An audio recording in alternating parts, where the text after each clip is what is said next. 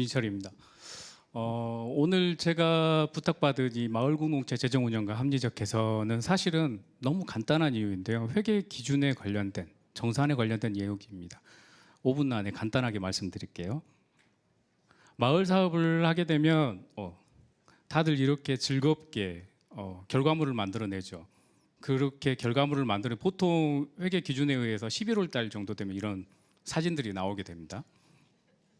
근데 끝나고 나면 다들 이제 고민이 시작됩니다. 그 고민이 무엇인지 보면 사실 이 사업이 끝나고 문제가 시작되는데 대부분 이것은 활동가들, 그 마을 조직에 속해진 분들께 해당되는 사안인데요. 회계 정산의 문제가 발생합니다. 왜 이게 회계 정산이 문제가 복잡한지에 대해서 사실 지난 몇 년 동안 고민을 좀 했는데 이 문제에 대해서 제가 오늘 이 부분을 말씀드리기 전에 전제는 이것입니다. 마을 공동체 사업은 마중물이고 또 시민의 세금을 쓰기 때문에 투명하고 깨끗하게 회계 정산을 해야 된다. 여기에 대해서는 모두가 찬성하고 누가 인정합니다. 그래서 집에서 가계부를 쓰듯이 마을 내에서도 총회의 정산 절차를 거치는 여러 가지 단계를 통해서 투명하게 해야 된다는 것에 대해서는 모두가 인정하고 있습니다. 하지만 이거 왜 뭐가 무엇인지에 대해서 저희가 지난 6년 동안 사실 중복된 사람도 있는데요. 매년 30여 명씩에서 180여 명의 마을 활동가들에게 물어봤습니다. 무엇이 문제이십니까? 했더니 크게 180개의 의견이 크게 7개로 조합이 됐는데 예를 들어서 기재사항이 너무 복잡하다. 모든 보고서에 대한 기재사항이 복잡하다. 그리고 증빙 서류가 너무 복잡하다. 또한 그리고 자부담 처리에 대한 문제, 주민 강사. 내가 마을에서 마을 교육을 했는데 실제 나 마을 주민으로서 나는 강사비를 받지 못하는 그런 한계. 또 똑같은 문제겠죠. 그리고 또 사업계획 변경 신청을 할 때는 굉장히 복잡하고 또 사실은 담당자가 구청 내에서 담당자가 바뀌게 되면요, 그 업무를 숙지하는 데 시간이 걸리고 또 이 복잡성 때문에 실제로 이 변경 신청이 돼야지 마을 사업이 진행되는데 변경이 늦어져 버립니다. 그래서 이것 때문에 어려워하시는 분들도 있고 또 통장 수수료 문제까지 정말 복잡한 문제들이 있는데 여기 이 문제들의 근본적인 무엇이 문제일까를 저는 생각을 했을 때 크게 두 가지지 않았을까라는 생각을 하게 됐어요. 먼저 뭐였냐면 명확한 회계 정산의 원칙과 기준이 없다는 것, 그리고 또 불필요하게 과도한 서류를 요구하는 것. 사실 이거 두 개는 굉장히 크게 연관되어 있습니다. 그 이유를 몇 가지 말씀드리겠습니다. 보통 마을 공동체 사업은요, 공유활동 지원사업 안내 및 회계 처리 지침을 매년 지자체가 발표하는데 사실 이 지침이나 가이드라인은 행안부의 비영리 민간업체 지원법 관련 규정하고 지침을 준용하고 있습니다. 이 이유에 대해서는 좀 이따 다시 말씀드릴 건데 간단하게 근데 여기서 비영리 민간단체 여기에 포괄 시켜서 마을 공동체 사업에 관련된 모든 기준이 준용이 되는데 근데 여기서 말하는 비영리 민간단체에 보십시오. 사업의 직접 수혜자가 불특정 다수일 것. 근데 마을 공동체 사업은 특정 다수죠. 구성원 상호 간의 이익 분배를 하지 아니할 것. 마을 기업도 만들면서 이익 분배도 하시지 않습니까?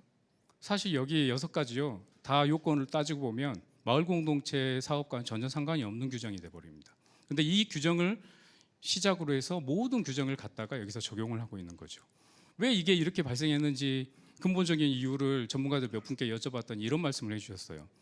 실제로 마을 공동체 사업이 보조금을 지급하면서 구체적으로 전국적으로 확산된 것은 불과 몇 년, 4, 5년밖에 되지 않았고 지금은 마을 공동체 관련된 기본법부터 시작해서 전국적으로 이 법을 좀 정비하고 제도적인 개선이 필요할 때가 되었다라는 말씀들을 해주셨습니다. 그리고 또 한 가지, 이것은 과도한 서류라고 하시면 행정 담당하시는 분들께서는 서류는 우리도 충분히 라는 생각들을 하실 거예요. 근데 실제 구청에 제가 돌아다니면서 다 그 주민분들께 민원을 들어봤더니 이게 사례인데요. 예를 들어서 강사비 하나 지출하려는데 8가지 서류에다가 원천세, 그리고 여기에 또 아까 말씀드린 대로 상근자나 당체 임직원은 지급이 불가능하고요. 하여간 9가지의 서류, 사실 품위서, 결의서 따로니까 10가지네요. 근데요, 이게 만약에 1차시 끝나지 않고 보통 강의를 하게 되면 3차시, 4차시 하지 않습니까? 워크숍 같은 게 하게 되면 한 주에 안 끝나고 한 달에 걸쳐서 할 때도 있고. 근데 구청 담당자가 이걸 매 건마다 다 요구하는 거예요. 그러면 요만큼 서류로 끝날 것이 채광권이 되는 거죠. 왜 이런 문제가 발생하냐면 명확한 회계 기준이 없기 없기 때문에 발생하는 문제입니다. 물론 행정에서는 이건 회계 기준이 있습니다라고 하는데요. 전국의 모든 지자체에 있는 회계 기준을 제가 다 검토했는데 재미있는 사실을 발견했어요. 모두가 다 비영리 민간단체 보조금 회계 기준을 준용한다라고 말은 하면서 실제 그게 조례상 명기된 곳은 단 한 군데도 없습니다. 그리고 공고를 내실 때 일부 지자체에서 이 기준을 준용해서 하고 있습니다라고는 하는데 실제 그렇게 되는 경우도 별로 없었습니다. 그러니까 지금 현재 마을공동체 사업에서 하고 있는 회계처리 기준이라는 게 잘못하면 담당 공무원이 그냥 안행부 기준을 가지고 와서 가이드라인을 만들고 그 가이드라인 안에서 그냥 진행이 되는 것이죠. 근데 문제는 그 가이드라인이 명확하지 않기 때문에 자치구에서는 그 사업을 진행할 때 그게 기준이 흔들려 버리고 그 직접 이 서류를 내야 되는 주민 입장에서는 담당자가 바뀔 때마다 바뀌는 기준 때문에 복잡한 상황이 발생합니다. 물론 시에서는 명확한 기준을 줬다고 하지만 자치구에서는 그 기준이 명확하지가 않는 부분이 가끔 발생하고요.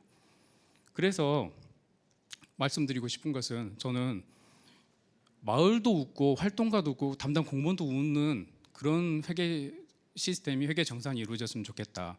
사실 이게 근본적으로 되어야 되겠다. 그렇게 되려면 명확한 기준이 있어야겠다라는 말씀을 드리고 싶고, 그래서 마지막으로 드리고 싶은 말씀은 우리가 사회적 신뢰가 좀 있었으면 좋겠다. 아까 말씀드린 그런 서류를 다 요구한 이유가 뭐겠습니까? 마을 활동가에 대한 신뢰가 없기 때문입니다.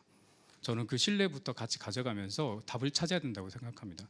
최근에 조금 저희 협의에 대해서 웃긴 일이 있었습니다. 지금 생각하면 좀 어이없는 일인데 몇 년 전에 어느 지역에서 마을 사업을 했는데 내부적으로 감사위원회 감사 청구를 해서 저희가 그 서류를 제출을 했습니다.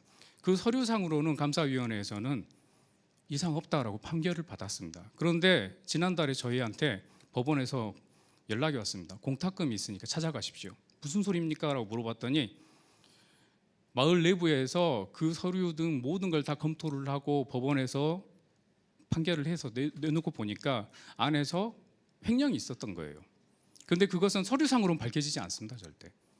제가 드리고 싶은 말씀 뭐냐면 관에서 마을 공동체 사업에 대한 마중물 사업이라고 해봤자 100에서 1000만 원 이하, 거의 대부분 200만 원에서 500만 원 안인데 거기에 관련된 회계 처리 기준을 아무리 강력하고 세부적으로 꼼꼼하게 하신다고 해도 마을 내부에서 자정작용과 투명한 회계를 하지 않으면 행정에서는 볼 수가 없다라는 겁니다. 그래서 마을을 신뢰하고 마을 공동체 활성화를 위한 마중물로서의 이 회계 정산 시스템이 자리 잡을 수 있도록 함께 노력했으면 좋겠습니다. 이상입니다. 감사합니다.